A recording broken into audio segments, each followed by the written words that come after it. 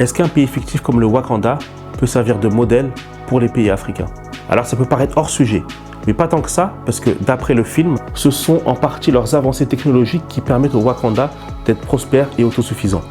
Prenons maintenant l'Afrique d'aujourd'hui.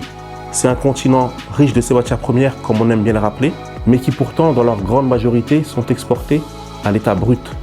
Or, les économies sont unanimes. C'est la transformation qui donne de la valeur. D'où l'intérêt de dépasser le simple stade de fournisseur de matières premières en développant toute la chaîne de production jusqu'au produit fini. C'est notamment ce qu'a fait un pays comme la Malaisie sous la gouvernance de son ancien Premier ministre, Mahathir Mohamad, aussi appelé le père du miracle économique malaisien. Il a appliqué une politique de transformation sur place destinée à l'exportation avant d'enclencher une mutation accélérée vers les hautes technologies. Un exemple concret de cette stratégie en Afrique, c'est le groupe malaisien GCB Cocoa. L'année dernière, ils ont mis en place l'une des plus importantes usines de transformation de cacao en Côte d'Ivoire. Pour illustrer l'importance d'appliquer la matière grise aux matières premières, on pourrait prendre l'exemple des pierres précieuses comme le diamant. Sa valeur est démultipliée uniquement lorsqu'il est taillé bien loin de l'Afrique, à Anvers, en Belgique. C'est aussi valable pour les matières premières stratégiques, comme l'extraction de l'uranium au Niger, qui ne rapporte que des cancers, tandis que ceux qui maîtrisent la fission nucléaire, eux, le transforment en électricité.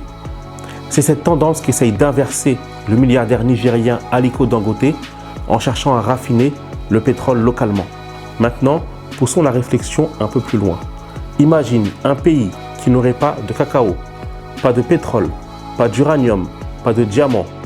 Bref, un pays dont le sol et le sous-sol seraient dépourvus de matières premières. Imagine encore que ce pays serait l'un des plus petits au monde. Et ajoute encore à ton imaginaire qu'un habitant sur 6 y serait millionnaire. Eh bien, ce pays existe, c'est Singapour. Son territoire est 3 fois plus petit que la ville d'Abidjan, mais son attractivité économique est telle que cette cité-État concentre plus d'investissements directs étrangers que tout le continent africain. Alors oui, le Wakanda est un pays fictif. Oui, Singapour, la Malaisie et même la Corée dont on aurait pu parler sont bien différents des pays africains. Mais penses-tu que leurs réussites peuvent servir de modèle pour l'Afrique? Dis-moi ce que tu en penses en commentaire et surtout, abonne-toi.